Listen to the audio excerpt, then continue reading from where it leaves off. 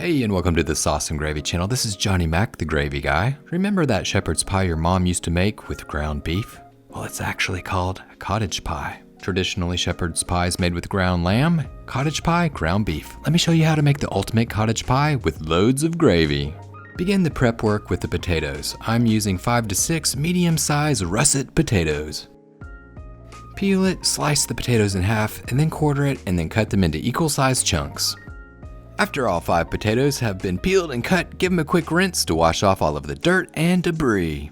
Add the potatoes to a high-sided saucepan, fill it up with water, crank that burner up to high heat, bring it to a boil. Once it starts to boil, reduce the heat to a simmer and cook for 10 to 15 minutes until the potatoes are done. While your potatoes ever so gently simmer away, it's perfect time to complete your prep work. For this recipe, I'm going the quick and easy route. I'm using frozen corn, peas, green beans, and carrots. 2 cups or 235 grams. Give these guys a quick boil, put them to the side, get them ready for later.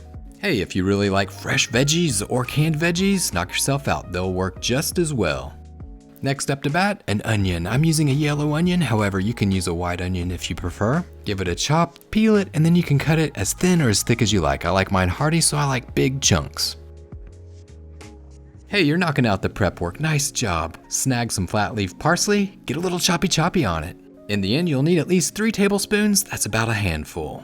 So that takes care of the rest of the prep work. Pretty easy, right? Your potatoes, they should be done. Strain them out and keep them in the same pot that you boiled them in. Add 4 tablespoons of butter, that's about 56 grams, and then cover it with a lid. That way you'll keep the heat in and melt that butter. After a minute or so, once that butter is softened or melted, you can dive back in, give it a spank of pepper, and a dash of salt. To add more flavor, raid your spice rack, grab some garlic powder, and add half of a teaspoon. You can always use a potato smasher to smash up those potatoes, but if you've never tried a hand mixer, I suggest you give it a shot. It's quick, easy, and it really whips it well. Round up 1 cup of shredded cheddar cheese and add a small amount in at a time. And this is optional. If you'd like to add an egg yolk or 2, now would be the time to do it.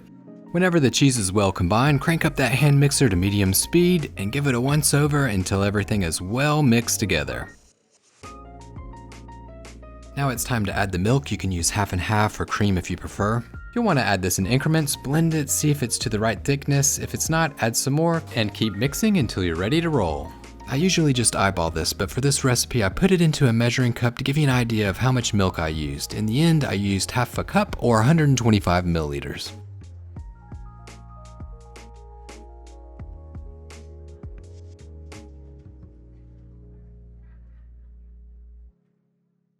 Stellar work, prep work's done. Next step is to make the gravy for this cottage pie, then we'll throw it all together. Grab a skillet or a high-sided saucepan, put it over medium to high heat, add 1 tablespoon, about 14 grams of butter, and 1 tablespoon or 15 milliliters of olive oil. I like to use a pan that you can throw into the oven, that way you can cook everything in this one pan. When the butter is melted, throw in that 1 onion that we prepped earlier, that's about 250 grams, cook it until it's soft. Then make a well in the center of the pan and add 1 pound or 500 grams of ground beef. I'm using 93% lean ground beef. Take that flat bottom spatula and break up that ground beef into small bite-sized pieces. The burner is still over medium to high heat. We want to cook the ground beef all the way through. And now's a perfect time to add half of a teaspoon of ground thyme.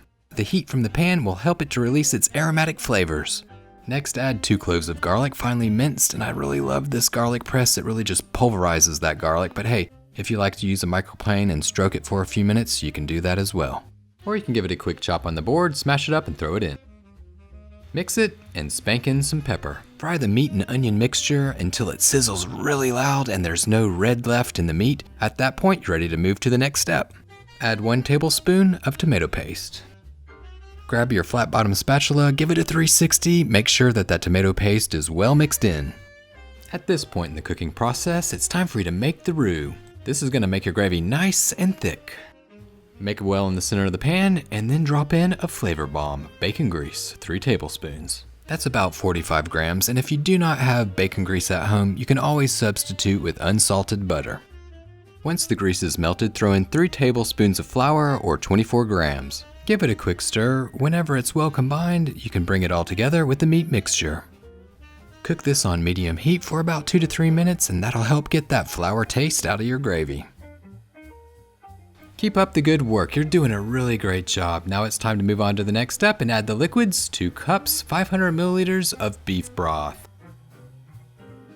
Grab your spatula, give it a stir. Make sure to use the bottom of that spatula to scrape the sides and bottom of the pan. Here you go with the world famous What's It sauce. What do you like to call it? 1 tablespoon, 15 milliliters. And for just a little bit more flavor, half of a tablespoon, 7 milliliters of regular soy sauce. To round out the flavors for this comfort food classic, celery salt, just give it a dash. The gravy is looking great. It's rich, it's deep, has that dark brown look. It's coming together really well. Give it a mix, and then we'll move on with our next step, adding the vegetables. I'm using 2 cups or 235 grams of the frozen mixed vegetables that were previously boiled. And you can use any combination of vegetables that you like. If you don't like carrots, don't put them in. You can use fresh veggies, you can use canned. It's homemade, so you can use whatever you want. Give it a quick stir and let it simmer for a couple minutes. Don't reduce it too much if you want a lot of gravy. That's one thing that I think a lot of cottage pie recipes are missing the most, is the gravy. You don't want a dry, bland cottage pie, do you? So check it out. This is what it should look like. It shouldn't be dry. It should have a nice amount of gravy. It's bubbling up. It's mixed well with the meat and vegetables. Give it a taste. Adjust the seasoning if necessary. Add a touch of salt.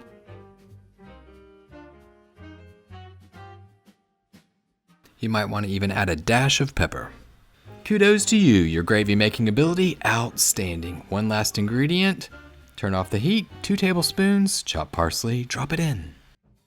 The meat and gravy portion of this recipe, it seems hard, but it's really not that complicated. You just fry up the onions, the garlic, the meat, you make the gravy, throw in the vegetables, bam, you're done. You're ready to throw on the potatoes and move right along to throwing it into the oven.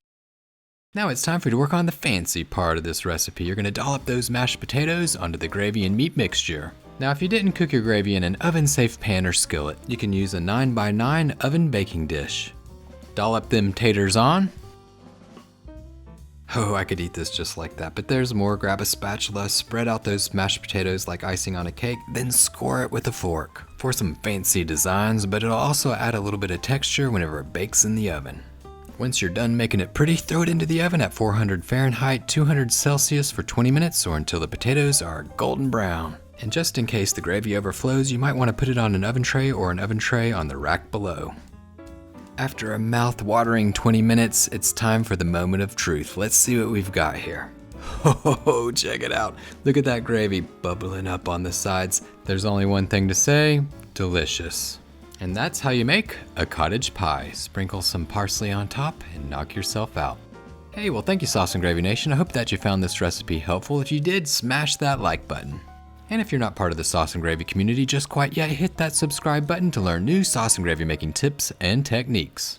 If you like hearty recipes, check out this Salisbury steak recipe or this Southwestern chicken spaghetti. Remember, it's just you, me, and the sauces. Keep whisking, y'all.